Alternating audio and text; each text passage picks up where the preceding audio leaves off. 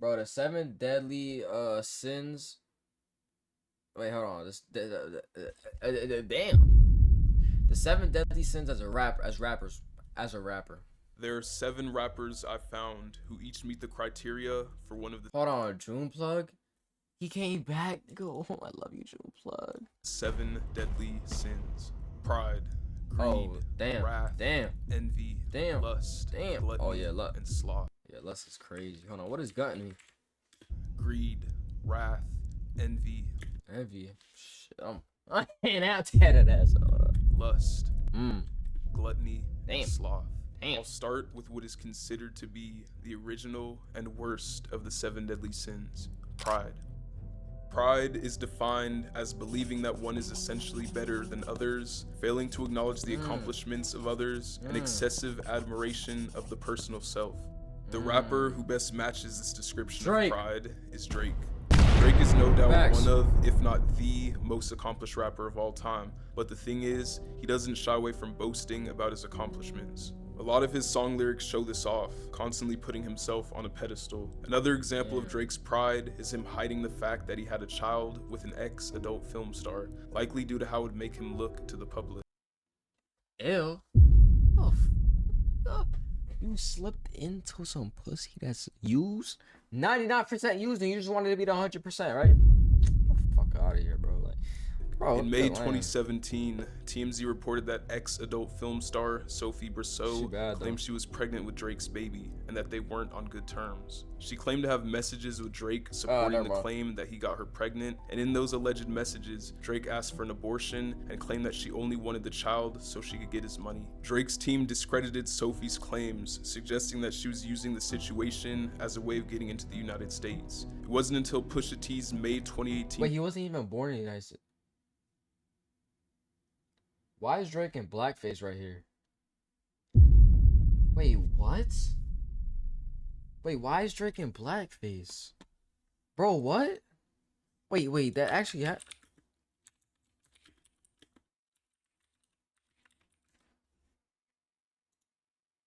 Bro, what the Bro, what? Diss track on Drake that his hidden son would finally be revealed to the world against his own free will. You're hiding a child. Let that boy come home. Deadbeat when we were playing Border Patrol. Adonis is your son. Why do you have to know his name? Drake has also shown the world that he is not receptive to criticism, which is another sign of his pride. In September 2022, Drake privately sent harsh messages to YouTuber Anthony Fantano, seemingly due to the low ratings he had been giving his recent albums. Drake's not in the wrong for them, bro. Anthony had the highest Anthony's been given is a 7, bro. This nigga gave X album a fucking 2. A 2. Fantano made light of the situation by not sharing the messages publicly, but by telling people that Drake kindly DM'd him a vegan cookie recipe.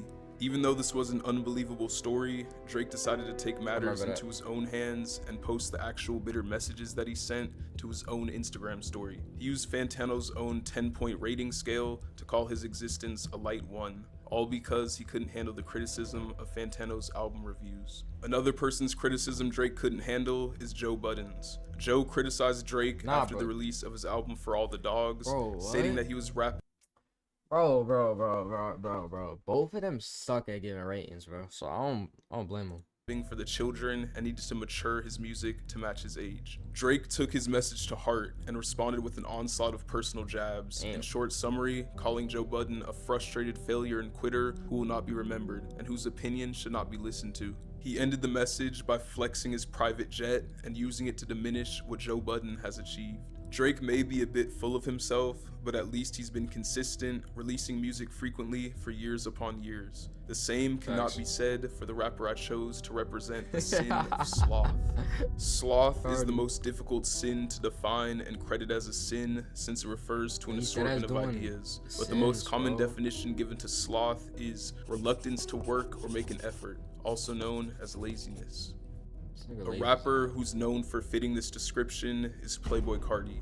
Carti began his music career in 2011 and started attracting attention in 2015 with his singles Broke Boy and Fetty. Since then, Carti has dropped a whopping 3 projects in an 8-year time frame. Sure, there are other rappers who take long breaks in between projects, but they usually meet at least one of these two justifications. One, being older in their late 30s or 40s, or two, still consistently dropping singles and features while they work on their own project. Carti cannot use either of these excuses. Since 2017, Carti has released one single that wasn't for an album. Before his two big 2023 features with Travis Scott and The Weeknd, Carti had zero features done for all of 2022, and only 7 total from the 2 years before that. It's not only his music releases where Carti is sparse, as he also rarely posts anything online to social media. Despite his lack of consistency, Carti has only grown more and more successful over the years. I think that's his plan, bro. That's literally his plan, bro. Point now where he's one of the biggest names in rap. The next rapper I chose cannot relate to this, but wants to be just like Carti, and that's why his sin is envy. To envy is the desire to have a quality, possession, or other desirable attribute belonging to someone else. An extreme example of envy is actually wanting to be someone else. Mario Judah is a rapper who took envy to this extreme, basically becoming a clone of Playboi Carti. Before Mario, they put the Stroll only as a envy clone? to this extreme, basically becoming a clone. Bro, what the First of all, he is not a clone. And Ken is not a clone either, bro. They not clones, bro. They all rap differently, bro. You can't lie. Ken and the Stroll only rap differently, bro. The voices is different, bro. Coach Ice, you could say Coach Ice. Coach Ice got the same exact sound. Tries to have the same exact sound as him, same exact beats. Different beats. Them two beats is different, bro. Clone of Playboi Carti. Before Mario was even an artist, he was a big fan of Carti. I was doing this before I was an artist. Like, I was one of the fans in his comment section, like, bro, please drop Whole Lotta Red. Like, bro's fire. Like, he's a rock star too, you know what I'm saying? In 2020, he, like many others, were growing impatient with Carti for not dropping his album titled Whole Lotta Red. Mario decided to take matters into his own hands and threatened to release Whole Lotta Red for Carti if he didn't drop it before December 6th, 2020. Once that day came around and Carti hadn't dropped, Mario Judah released a single titled Bi Ya, where he did his best Carti impersonation, mimicking his typical baby voice cadence and flows. I saw addicted to drugs, I saw addicted to drugs, I saw addicted to drugs. After the release of this song, Nigga, that shit suck, bro. That sucks. Mario Judah announced that it was only track 2 of his own entire Whole Lotta Red project that was on the way. On December 8th, 2020, Mario Judah once again threatened Carti, this time saying that he would drop his own version of Whole Lotta Red if Carti didn't drop his album by December 11th. I'm gonna do what I can to try and get him to drop. If I try to alert him and threaten him with a song, maybe he'll hurry up and drop. Apparently it's not working, he's not dropping, and all I'm not gonna lie, Carti probably ain't find out of this like a year later, bro. the fans are upset. And now they're No, I'm sorry, yo, Carti probably just be scrolling on social media, seeing what people got to say. He just laughing at it, bro. While the whole time he just making mad bread, bro. expecting me to keep going. You know what I'm saying? So you don't care about at this Mario point, it's Judah. like, if he not gonna drop, I'm gonna take the responsibility and give the world a Whole Lotta Red. Carti, of course, did not oblige, and Mario Judah proceeded to drop an EP titled Whole Lotta Red shortly after midnight on December 12th, 2020. The 3 new songs on the EP were just like the previous song he'd released, showing him copying everything about Playboi Carti's sound. The worst part is that after Carti finally released his album Whole Lotta Red on Christmas 2020, Mario Judah responded with hatred, as if the version he had dropped was better than Carti's. Nice. Carti, I ain't do all this shit just for you to give us trash, bro. You're not worthy of me, bro. The Carti imitation songs Mario Judah made were extremely successful, all being his most viewed tracks, but it ruined his reputation as an artist, trying to capitalize off of someone else's style. It did greatly boost his following and notoriety, so I think it's safe to say he overall gained from this situation. Someone else And he do the baby song. He said, "Brand new Lamborghini, fucking cop car." Like, who gained from a situation is the rapper I selected to represent Big the Boy sin, Lucki? Gluttony. Gluttony is the overindulgence and overconsumption of anything to the point of waste. The The rapper Lucki unfortunately meets the criteria for gluttony. We get out, we get back. Lucki is a rapper from Chicago who began his music career in late 2012. Looking at pictures of him early on in his career, you can see that he had a skinny body build. Look at pictures of him now, and it's quite the opposite. But what was it that caused Lucki's continual gain of weight? Well, it actually all started after he stopped doing the drug Xanax. Lucki was a frequent user of Xanax to the point where he took 10 pills in a single day. But in 2016, he chilled on the Xans and found another drug that would change his life forever. It was around this time when Lucki first began drinking lean. Lean is a recreational drug beverage prepared by mixing prescription strength cough syrup containing codeine and promethazine with a soft drink. Drinking it in prescribed quantities is safe, but one of the potential side effects of overconsumption is weight gain due to not only the extremely high amounts of sugar in the sodas, but also the cough syrup that causes constipation and inflation of your liver and intestines. The bloating that lean causes is referred to as a lean gut, which is similar to that of a beer belly. Lucki first started showing signs of his lean gut in 2019, and it's only gotten worse and worse every year since. Lucki said he wished the weight gain on himself for wanting to gain weight back when he was skinny. You're like one of the first or only niggas who embrace gaining weight. It's really like a little karma thing. Not karma, but I wish this on myself because I used to want to be like Sosa and Gucci Man. And I was skinny as hell trying to get a little pudge. Then I got it, but I stopped caring about having it. You feel me? I wish this on myself. It didn't stop growing. Now his lean addiction is so bad that he doesn't even like thinking about how much it's cost him. How much you think you spent on it? I don't like thinking about that. Yeah. What's the most you paid for a pint? I won't say if you hide it. The root of his addiction actually stemmed from his listening of Lil Wayne, a rapper who frequently glorifies lean in his music. I always wanted to drink lean though because of Lil Wayne though. I was real impressionable. Bro, y'all got, bro, look, take this as a warning, Lord. Bro, y'all gotta take, y'all can't believe everything a rapper say, bro. That's like them niggas that be like, Chief Keef be like, oh yeah, we finna go blow this building up. And niggas dead ass blow the building up. Oh yeah, we finna shoot down this op. And niggas dead ass shoot down the op, bro. Like, come on, bro. You didn't need to do all that, bro. Let Chief Keef handle that, bro, not you. You know what I'm saying? Oh yeah, I'm trying to sip this lean, then you go buy $1,000 pint of lean, bro. Don't need that, bro. We don't need that. You don't need that, nigga. We don't. And God don't even want you drinking lean, bro. So stop. Stop, bro. Stop. Well, kid, you know, I was like super impressionable. So I always wanted to drink lean. Then when I started getting older, it just fit. Now Lucki himself is the one frequently glorifying lean in his music, potentially negatively influencing other listeners. Yeah, Another person negatively influencing their listeners is the rapper I have representing the sin of lust. Lust is defined as intense or unrestrained sexual craving. I couldn't think of a better fit for this description than the rapper Sexyy Red. Sexyy Red is a recent success story in the rap scene, blowing up from her rather unholy lyrics. My coochie pink, my booty hole brown. Wikipedia's description of Sexyy Red says her public image, lyrics, and media presence have been described as brazenly sexual and boisterous. She herself describes her music as bad and ratchet. Her stage name, Sexyy Red, was adapted from her nickname Red because of her red-dyed hair, and then her aim for sex appeal since embarking on a music career. Listening to her songs makes this clear, as just about every single one is full of lyrics about or completely based around the theme of sex. The same can be said for her music videos and live performances as well, which basically center around her showing her body off and shaking her rear end. Her lustful activities expand beyond the public eye, as she's had multiple intimate videos of herself with men leak online. Sexyy Red's reputation is not the best, as many call her a bad influence, but what she's doing is causing her career to take off and making her a lot of money in the process. Someone who knows a lot about money is the rapper I selected for the sin of greed.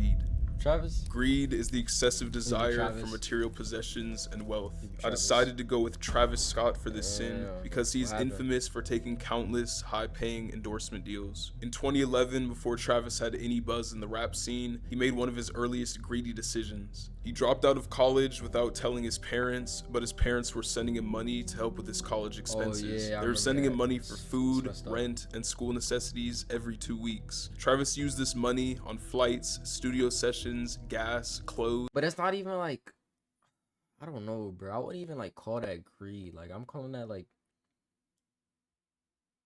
like, okay, bro, like if this works out, then I got you. I'm gonna pay you back. Like, saying I got you. Cause if he told him the money was gonna stop coming in, then he couldn't blow up. And then now is he gonna be working 9 to 5?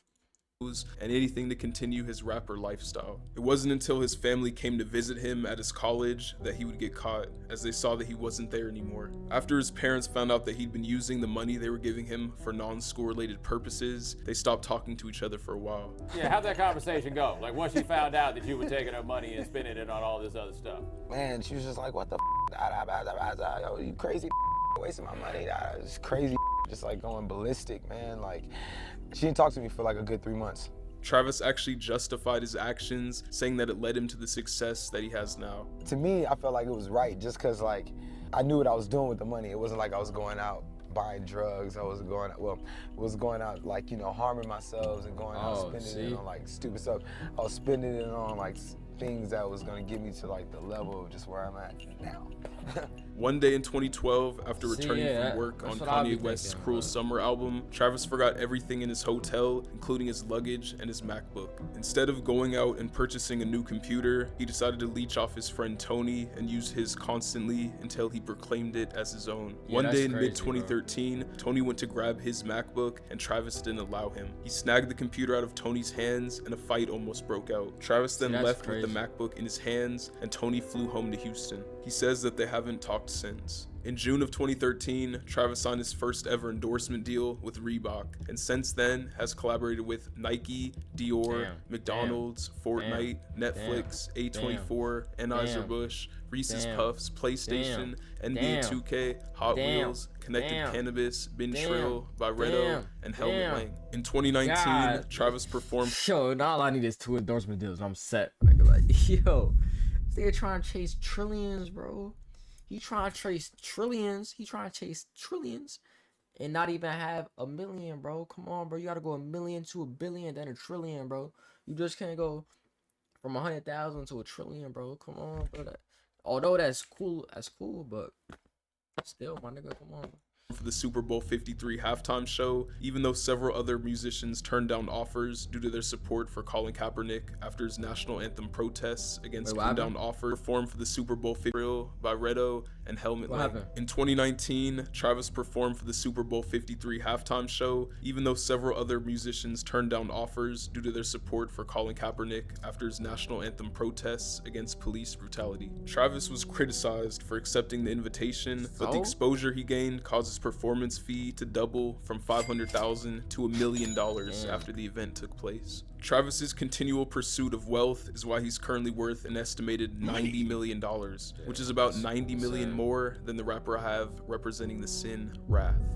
Wrath, also known as rage, is described as inordinate and uncontrolled feelings of hatred and anger. Rage is described as inordinate and uncontrolled feelings of hatred and anger. No rapper fits this description better than SpaceGhostPurrp. SpaceGhostPurrp is a rapper who's notorious for his controversial public persona and the many different beefs he's been a part of. Early on in his rap career, in 2008, Purrp formed a hip-hop collective called Raider Clan. The collective had a rotating door of members as so many rappers came and left over arguments with Purrp about creative control and personal issues. As Purrp rose to prominence, his conflicts grew and got well documented, the most famous being a dragged out rivalry with A$AP Rocky. In late 2011, A$AP Yams discovered SpaceGhostPurrp and his music through Tumblr. Purrp began producing for A$AP Rocky, who was a big fan of his music. Purrp and A$AP Mob were on good terms until a string of arguments led to Twitter feuds and physical altercations. In November 2012, SpaceGhostPurrp and affiliates of Raider Clan attacked members of A$AP Mob outside Miami. This led to A$AP Nast calling the police and SpaceGhostPurrp getting arrested.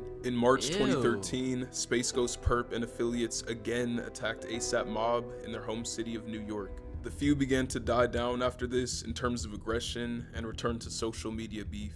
In January 2016, Purrp made a series of disrespectful tweets about A$AP Yams, who died from a drug overdose in 2015. This caused a whole... I thought the nigga was still alive, bro. Cause I remember that Mark, I thought he was still alive, bro. New beef with his former Raider Clan member Denzel Curry, along with rapper XXXTentacion. Their beef was basically a string of heated diss tracks that eventually led to X getting a SpaceGhostPurrp tattoo on his wrist. Over the years, as Purrp What the fuck? has fallen from fame, he's often channeled his anger on Twitter, where he's frequently gotten suspended for homophobic, racist, and misogynistic tweets. Purrp has claimed he should be taken at his word, stating the complex, "If I'm mad on Twitter, bitch, I'm mad for real. Mad is mad, it ain't cyber mad. When I'm mad, I'm mad. On Twitter, off Twitter." Purrp was arrested multiple other times, like for assault with a deadly weapon and for assault of a woman in North Carolina. The karma for all his wrath seems to have caught up with him, as he reportedly went broke and was even homeless. But I don't think you can say that he didn't deserve it. Some got my name on his stomach, and I don't know, it was weird. He mailed me his laptop. He wanted me to mix his album or whatever. I don't know. He wanted me to sign his laptop or something like that. This is his laptop right here. So we just gonna do this, all right? And this is what we gonna do. All right, you it? I'm breaking this shit too because your music is so trash. What you thought I was gonna mail it back? That's fucked up. That's fucked up. That's fucked up. That's fucked up. See, nah. He deserves to be homeless. Nigga. That's what you thought? He deserves to be homeless. You're not getting it back. He deserves to be homeless, bro. That shit was funny, but that nigga deserved to be homeless, bro. I'm glad he's homeless, nigga. I'm glad that nigga about to die, nigga. Never mind. In GTA, GTA, nigga. Like, subscribe, please. Like and subscribe. Please, like and subscribe.